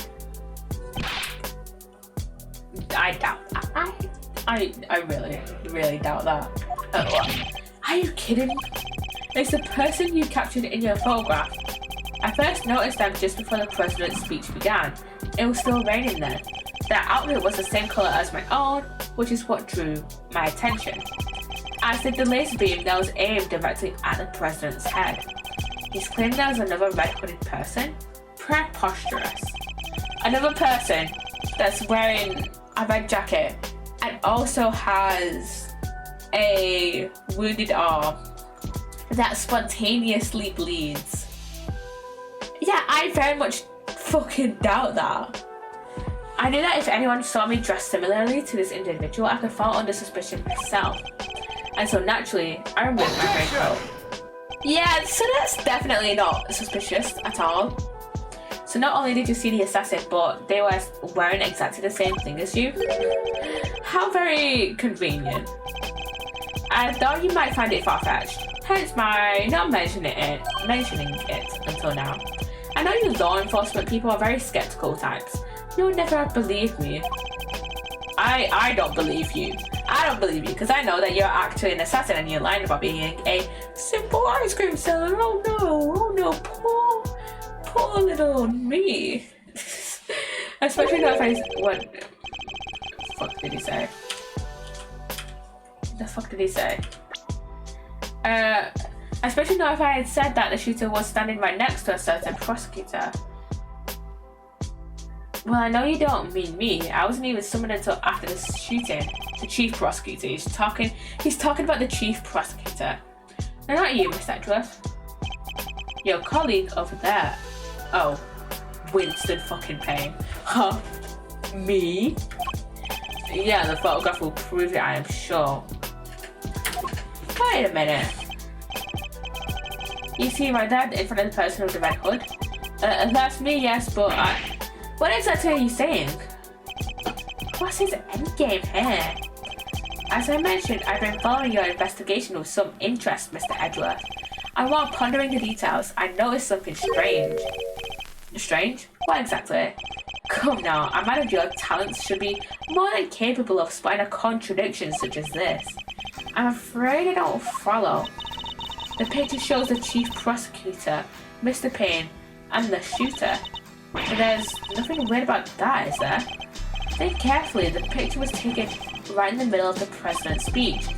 One of the other pieces of evidence you've gathered is inconsistent with what we see here. What is Mr. Doe talking about? Which piece of evidence is inconsistent with what's in this picture? This, maybe?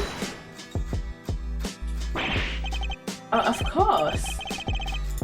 The tape, it contradicts the photograph. Oh wait, because Wait, was Tabby Lloyd the one in the red hoodie? Ah, so you have noticed that last. What's he going on about, Mr. Edgeworth? Someone's missing. Someone who should be here. Huh? But who? Who indeed? The person who's missing from this photograph is Tabby Lloyd. Huh? Miss Lloyd? How do you figure that? Mr. Payne's voice can clearly be heard on Miss Lloyd's tape, considering that he was conducting a private conversation with the chief prosecutor. There was these two old guys standing right in front of me. They were whispering away to each other the whole darn time. She must have been very close indeed to capture it on tape. You're right, but she's not in the picture. Precisely. Well, Mr. Edgeworth, was she the one in the red jacket? The red raincoat? But then, what the fuck? Where did the blood come from then? Because her arm's not injured. Do you still believe that you have been hounding the right person? Miss Lloyd, would you mind answering a few questions?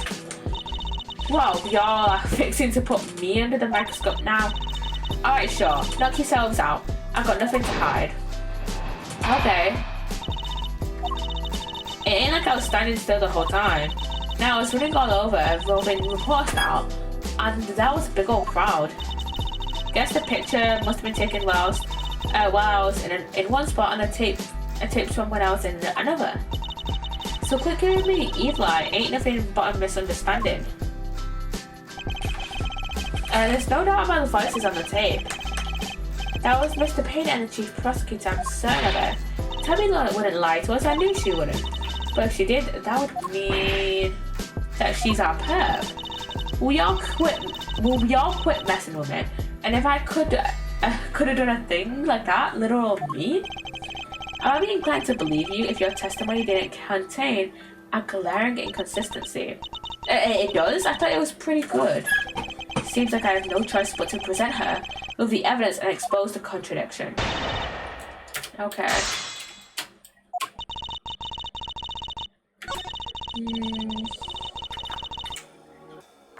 Let me see.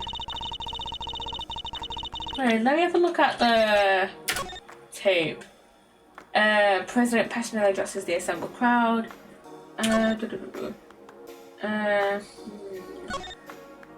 Thrust his fist into the air as the excitement reaches fever pitch. Let me look at that photo again. These must have been taken at the same time because his arm is raised. Okay, let's present this here. Objection! Because they're at the same time. They occurred at the same time. Miss Lloyd, it's imperative for a reporter not to lie, wouldn't you say? You're damn right it is, and I don't lie. You just did. You just did. And yet the photograph and the recording were definitely taken at the same time. Well, you can't prove that. Oh, but I can. The evidence is right here in these pictures. This one in particular shows something that lines up precisely with when you were making your recording. Well, part of the picture indicates that it must have been taken at the same time as Miss Lloyd's recording. The president's arm. Take that! See here, the president has his fist raised. And what about it? Would you be so kind as to play us the tape again? No, see, it ain't that simple. What if I were to tell you that you don't have a choice? Ugh, you don't make it easy, do you, Ruffles? Remember, we are concerned with the moment the president raised his fist. No criminal organization, no matter how big, is above the law. The president thrusts his fist into the air as the excitement reaches fever pitch. There, that's the moment right there. Correct. We've now confirmed when it occurred in the recording, which means Tabby should be in the picture too, and she is right there for all to see. For Miss Lloyd is in fact the person with the black hood. What? So you're a shooter, huh? No, don't even own a jacket like that. Yeah, sure. That's right. From everything we know, the owner of the red raincoat is John Doe. We've already proven that the raincoat belongs to Mr. Doe. You, Miss Lloyd, were wearing something else. Something that also happens to have a red hood.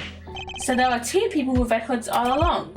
Indeed, Mr. Doe's last statement was true. Wait, but we only found one raincoat. Where's the other one? Our ice cream seller never mentioned a raincoat, only a red hood. So tell us about your jacket again, Miss Lloyd. Huh? This old thing? Well, the best thing about it, like I said, if you get mud on such a thing on it, it's reversible, see? So you just gotta turn it inside out and it's red on the inside. Oh my god, it's red on the inside. Just as I thought. The inside of a hood, it's red. That's red when the incident occurred. That's the side of the hood that was visible. What's going on here? What were you really up to, pal? Oh wait, I never even wore it that way around. Perhaps if you would allow us to examine it, we could confirm that for ourselves. And you're gonna confirm that how exactly?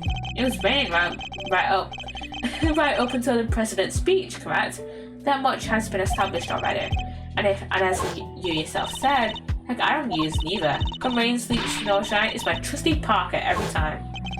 If you haven't reversed your parka since the rain, then the inside should be dry. Wait a second now, I've got this big old backpack on, see, so I can't take off my jacket. Yeah. Maybe I could show you some other time? Show us now. You think an excuse that week is gonna wash with Mr. Edgeworth? Well, what are you waiting for? If you're innocent, take it off and show us. It wasn't me, I swear. I never shot the danged president. I could never. If that's true, Miss Lloyd, then your best option is to cooperate and tell us the truth. Is there any particular reason why you chose to wear a parka with a red hood here today? I'm sorry, Ruffles. There's something I never told you, something I couldn't. But I'll complete clean, I promise. Just go easy on me now, you hear?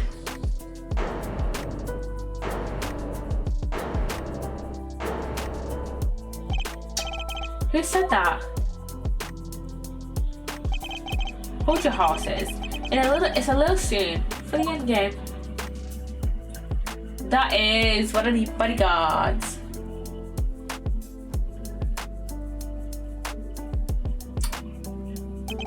That goes for you too, Mr. Prosecutor. You lost this one moment. You lost this one the moment you made your opening move. That's one of the Macron case photographs. Guess I better introduce myself.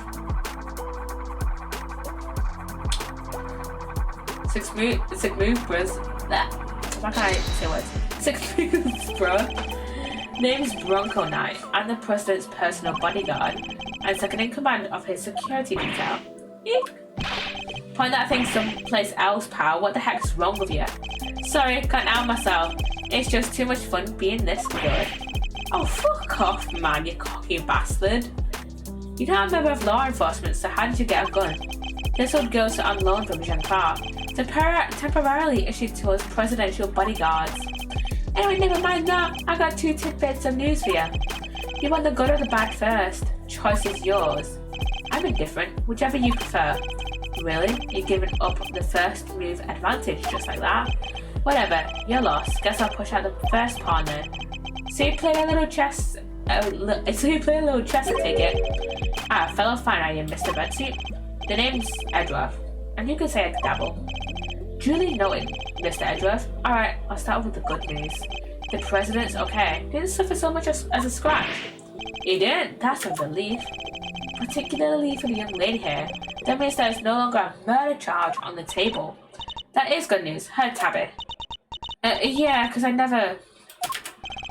Now for the bad news. The only reason the president's alive is because we bodyguards did our job. One of us did, anyhow, our boss. We done something in the line of fire. You're referring to your colleague, Mr. Rock? Yeah, it's... Game over for him. He's dead. No way, of course someone's dead. Rock is dead? A genuine loss. So, you're saying that Tabby? Yeah.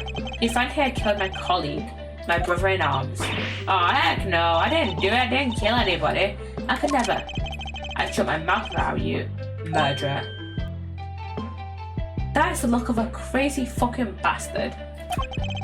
Sure, we did what we had to do, sacrificed one of our pieces to protect the king. But to lose someone like him during a castling, it's a real shame. Castling? What's that even mean? It's a chess term. Very simplistically speaking, it's a move where a rook switches places with the king. Then why didn't he just say so? Mr. Knight, was it? Yeah, what? We need to see the victim's body right away. And if possible, I'd like to ask the president a few questions. Sorry, no can do. But why not? That's the third piece of news, and it's the piece you're gonna like the least. I thought you said there were only two.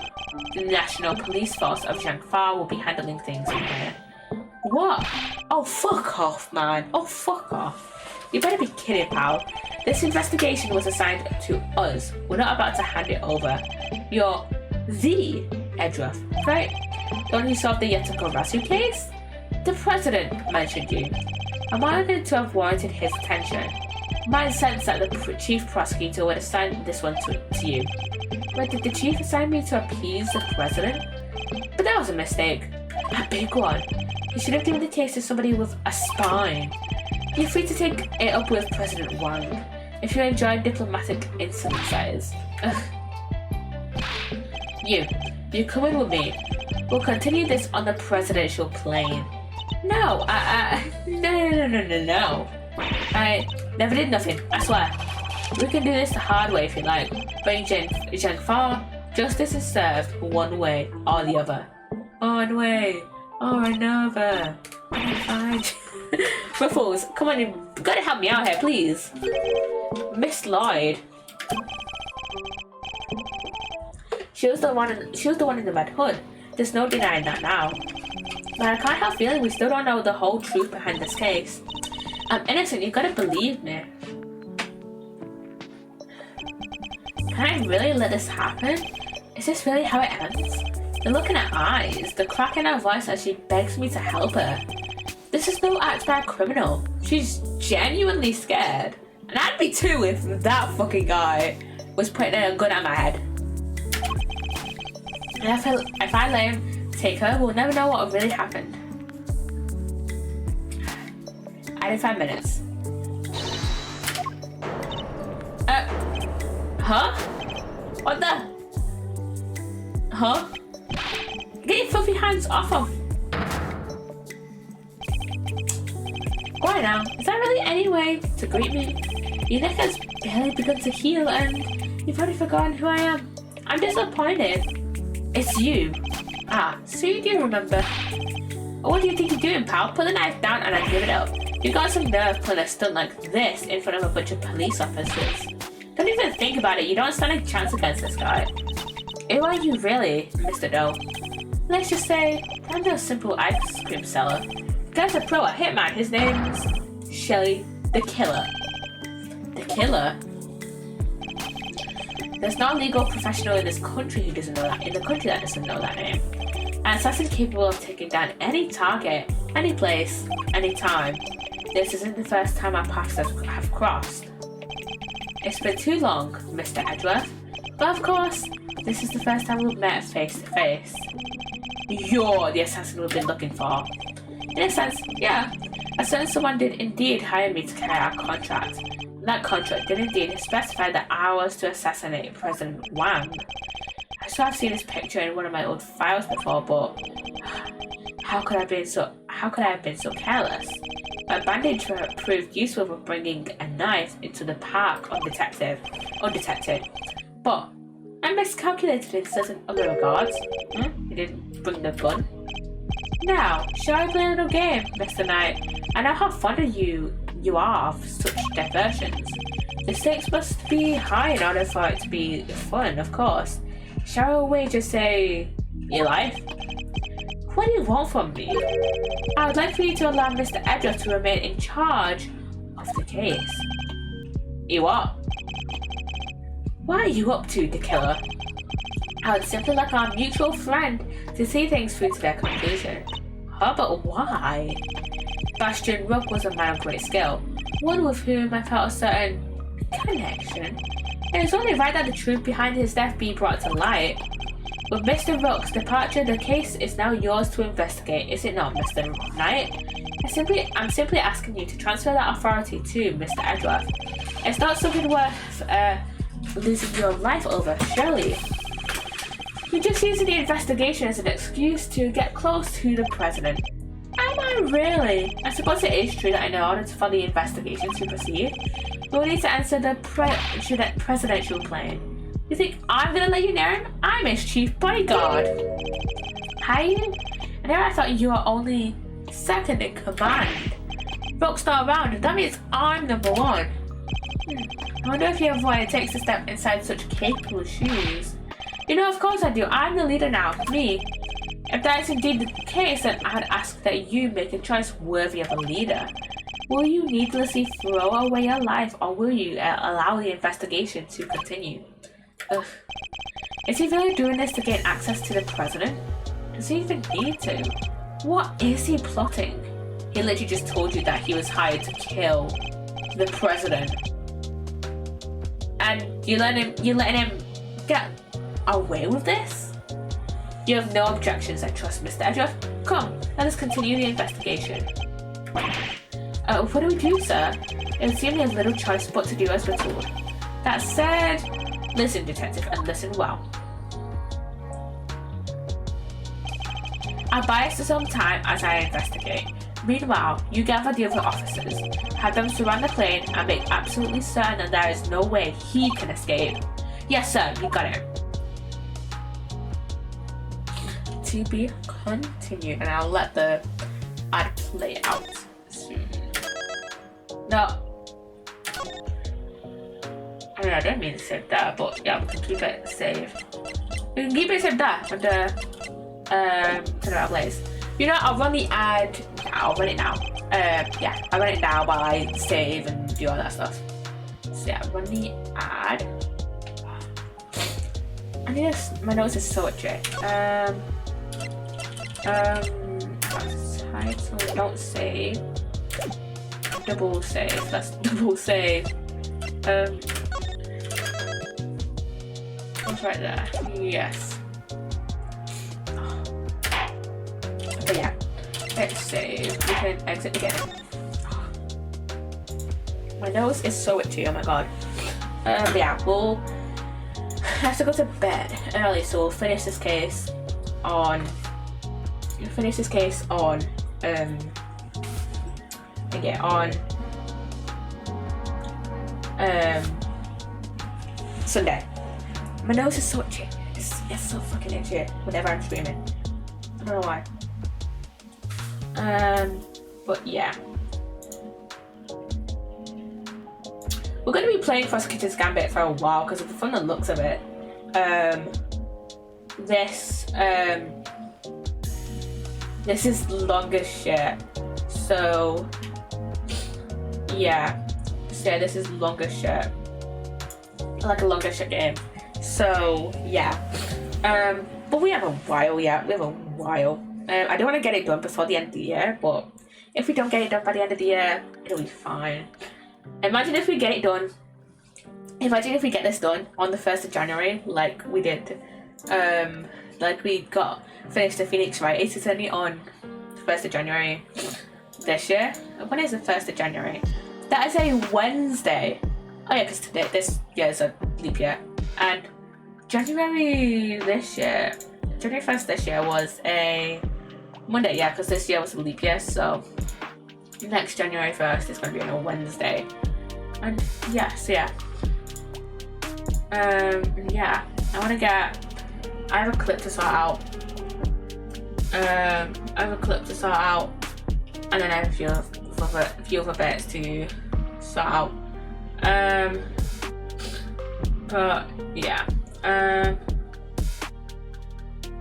Who should we raid out to? I'm trying to decide. I don't know.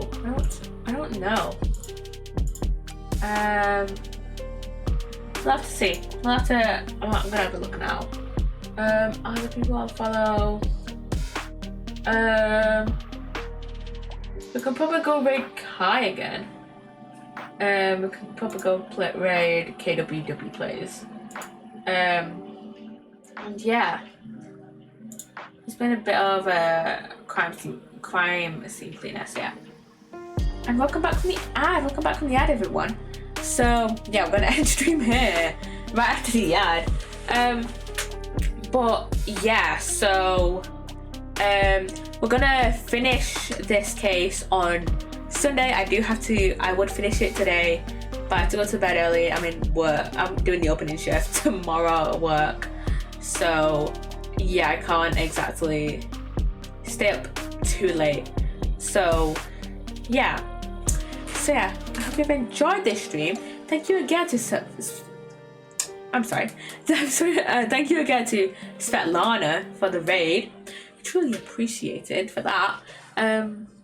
All my socials are in the commands, the Twitch commands, but those are only really active during stream, and they're also in the my about me section on Twitch, and if you're watching on YouTube, they'll be in the description down below.